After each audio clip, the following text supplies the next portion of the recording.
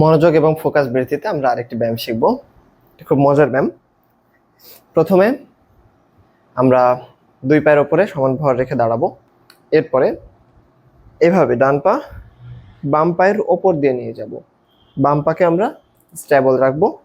এভাবে ওপর দিয়ে নিয়ে যেয়ে পিছন দিক দিয়ে ঘুরে এসে পাতা এই জায়গাতে পায়ের কাফ মাসলের কাছে আটকাবে।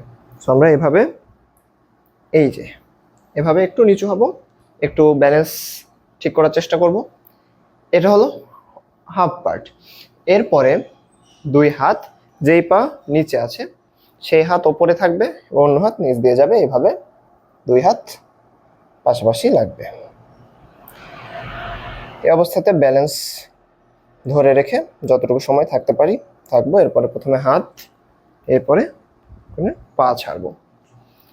এটা আমাদের ফোকাস বৃদ্ধিতে এবং পায়ের শক্তি বৃদ্ধিতেও হেল্প করে।